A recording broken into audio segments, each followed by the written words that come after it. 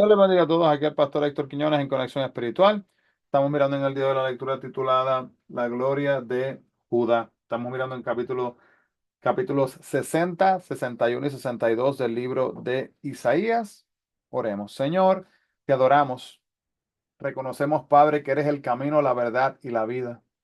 Reconocemos, Padre, que fuera de ti no hay otro, que no hay Dios que valga con D minúscula, no hay amuleto, no hay suerte, sino que solamente hay uno, el Dios eterno, Jehová, nuestro Padre Celestial, que está dispuesto no solo a perdonarnos, sino a guiarnos, a restaurarnos y darnos acceso a sí mismo a la vida eterna. Háblanos, Señor, a través de tu palabra, de acuerdo a tu voluntad, en el nombre de Jesús, danos sabiduría.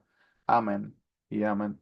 Así que, hermanos, eh, mirando, ¿verdad? El capítulo 58 hasta el 62, pero enfocándonos en el día, ahora en el día de hoy, del 60 al 62. Imagínese esta pregunta, ¿verdad? Para que así un simbolismo, una representación. ¿En algún momento usted ha construido un puente? Probablemente, ¿verdad? Es algo que quizás no haya hecho, o si hizo alguno quizás utilizando palitos o algún proyecto cuando era más niño. Pero pregunta, ¿ha construido alguna vez usted en su vida un puente espiritual? Ahí quizás la respuesta sea sí. El sacerdote en el Antiguo Testamento debía de hacer precisamente eso, construir un puente entre el Dios Santo y la humanidad pecaminosa. Lo efectuaba mediante el ofrecimiento de sacrificios interminables, la sangre de animales para cubrir los pecados de una nación. La nación de Israel fue seleccionada por Dios para construir puentes para las naciones vecinas, mostrar por su estilo de vida fe que Dios recompensa a aquellos que lo buscan, como dice Hebreos capítulo 11, versículo 6.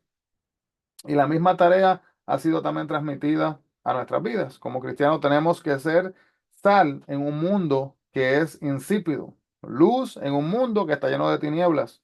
Y sacerdote que trae a la gente de nuevo a Dios, como dice Mateo 5 13 al 14 y Primera de Pedro capítulo 2 versículo 9.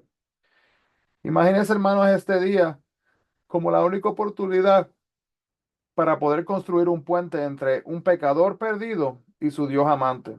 Quizás no pueda construir un puente en un solo día, pero quizás puede comenzar ese proceso importante, ¿verdad? Por sus palabras, la conducta, con un interés genuino en la vida de otro. Construir puentes, asimismo, toma tiempo, es costoso y digno de cualquier costo. Podemos ver también, hermanos, que bendita es la influencia de un alma fiel y amante sobre otra.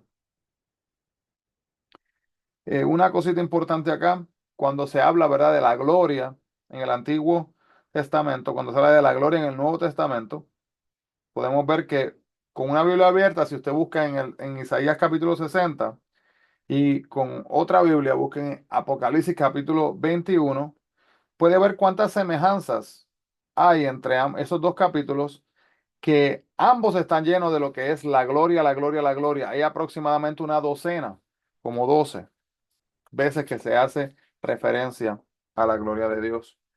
Así que, bueno, vemos aquí en la Biblia, en el capítulo 60 de Isaías, donde dice, a medida que leemos estas promesas, ¿verdad? Podemos anhelar así mismo su cumplimiento, ya que son profecías del porvenir.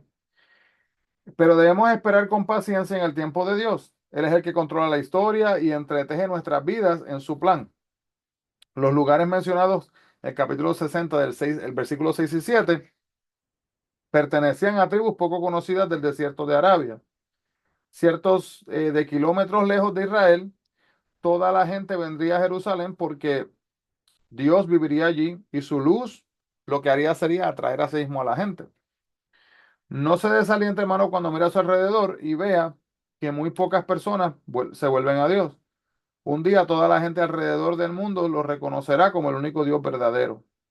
Puede leer en el capítulo 60 del 19 al 20, puede contrastarlo con Apocalipsis 21, 23 y 24 y Apocalipsis 22, 5, donde también se promete la verdad y la belleza de esta realidad.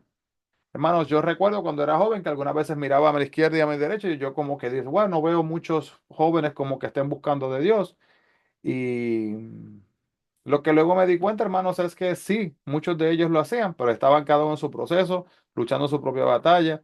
Y muchas veces ¿verdad? Cuando íbamos y compartíamos, hermanos, con 400, 500, 600 jóvenes que estaban en ese mismo caminar buscando de Dios. Qué cosa maravillosa saber, ¿verdad? Que no estábamos solos. Ya que cuando vayamos al cielo, hermanos, no va a ser la iglesia esto, la iglesia aquella, la iglesia otra. Vamos a hacer una iglesia en Cristo, los del camino. Solamente los creyentes del Señor. En el capítulo también vemos el capítulo 61. Jesús citó asimismo las palabras del capítulo 61, versículos 1 y 2, cuando dice: el Espíritu de Jehová, el Señor está sobre mí, porque me ungió Jehová, me ha enviado a predicar buenas nuevas a los abatidos, a vendar a los quebrantados de corazón y a publicar libertad a los cautivos y a los presos, apertura de la cárcel, a proclamar el año de la buena voluntad de Jehová y el día de venganza del Dios nuestro, a consolar a todos los enlutados, a ordenar a que los afligidos de Sión se les dé gloria en lugar de ceniza, óleo de gozo en lugar de luto, manto de alegría en lugar del espíritu angustiado, y serán llamados árboles de justicia, plantío de Jehová para la gloria suya. Así que, hermanos, vemos acá que cuando leyó para el pueblo en la sinagoga, se detuvo en la mitad, capítulo 61 versículo 2. Este es hablando de edad de Jesús. Y después de las palabras, cuando dijo: a proclamar el año de la buena voluntad de Jehová, cerró el libro y dijo estas palabras: hoy se ha cumplido estas escrituras delante de vosotros. Esto está en Lucas capítulo 4 versículo 21. Y el resto del 61 versículo 2. Y el día de venganza del Dios nuestro se cumplirá cuando Jesús vuelva a la tierra otra vez. Ahora estamos bajo el favor de Dios y su ira aún no ha llegado. Bajo el antiguo pacto, hermanos, Dios ordenó a los sacerdotes de Israel que separaran entre él y su pueblo. Llevaban la palabra de Dios al pueblo y las necesidades y los pecados del pueblo a Dios. En el nuevo pacto, ahora todos los creyentes son sacerdotes ante Dios, leyendo la palabra de Dios y procurando comprenderla, confesando sus pecados directamente a Dios y ministrándose los unos a sí mismos a los otros. Sufrimos también por muchas razones: nuestros errores, la falta de otros, la injusticia, y cuando sufrimos por nuestros errores, obtenemos también lo merecido, hermanos. Cuando sufrimos a causa de otros o por la injusticia, esto a Dios no le agrada. Dios en su misericordia dice que su pueblo ha sufrido bastante y recompensará a los que sufren por la injusticia. Dios va a saldar la cuenta de aquellos que pasan por esto. La palabra, cuando dice en el capítulo 61 versículo 10, me puede referirse al Mesías, la persona ungida por el Espíritu de Jehová en el capítulo 61 2, o a Sión, capítulo 62 1. ¿Qué simboliza el pueblo de Dios? El lenguaje figurado del novio o esposo se utiliza en la escritura a menudo para describir al Mesías. Eso lo podemos ver en libros, ¿verdad? Como Mateo capítulo 9 versículo 15. Mientras que el lenguaje figurado de novia o esposa se utiliza para describir al pueblo de Dios. Como dice Apocalipsis capítulo 9, 19 versículo del 6 al 8, cuando se habla como, ¿verdad?, de que Cristo es el comprometido y la iglesia es la comprometida, como decir, el novio y la novia. Nosotros también podemos vestirnos con la justicia de Cristo cuando creemos en Él, como dice 2 Corintios 5:21. Y muchos comentaristas en el capítulo 62 creen que Isaías es el que habla en el versículo 1. De ser así, el celo de Isaías por su nación y su deseo de ver finalizada la obra de salvación provocó que orara sin cesar. Esperando así la salvación de Israel, debemos tener el mismo celo que tuvo Isaías para procurar que se haga la voluntad de Dios. Esto es lo que queremos decir cuando oramos: venga tu reino y hágase tu voluntad como en el cielo, así también en la tierra. Es bueno seguir orando con insistencia, hermanos, siempre por los demás, porque Dios va a obrar de acuerdo a su voluntad.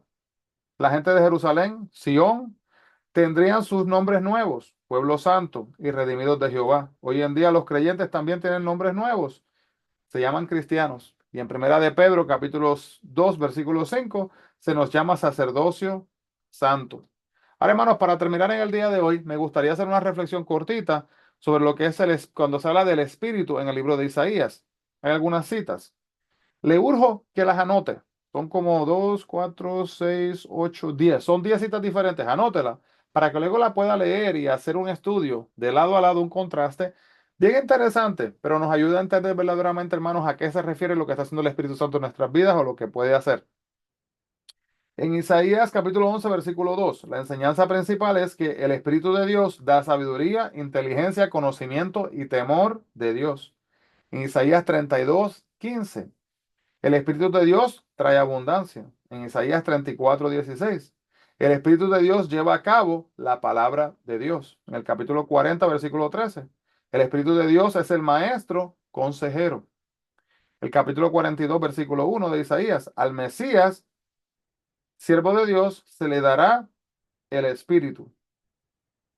Isaías capítulo 42, versículo 3 al 5, a través del Espíritu los verdaderos hijos de Dios prosperarán. El capítulo 48, versículo 16 nos dice que el Espíritu de Dios envió a Isaías a profetizar. Capítulo 61, versículo 1 nos dice que el Espíritu ungió a los siervos de Dios, Isaías y luego Jesús, para proclamar a sí mismo las buenas nuevas. Isaías 63, 10 y 11 nos dice que el Espíritu de Dios se afligió por el pueblo de Dios. Y el último, Isaías capítulo 63, versículo 14, cuando dice que el Espíritu de Dios los pastoreó. Entonces, hermanos, ¿qué significa esto? El Espíritu de Dios estaba metido entre todo. Amado Dios, venimos delante de tu presencia agradecidos, Señor, por lo que has hecho, lo que haces diariamente en nuestras vidas. Padre, te pedimos, Señor, que nos ayudes a poder reconocer que tu Espíritu Santo está morando sobre nuestras vidas, Señor, cuando le hemos dado la bienvenida, cuando te hemos aceptado. Pedimos, Padre, que nos ayudes a poder tener una buena armonía y unión, Señor, con tu plan divino en nuestras vidas. Que vivamos vidas, Señor, que busquen agradarte y que no nos distraigamos, Señor, con las cosas que nos rodean. Nuestras vidas están en tus manos y queremos asimismo, Padre, poder enfocarnos en tu plan divino y no en nada más.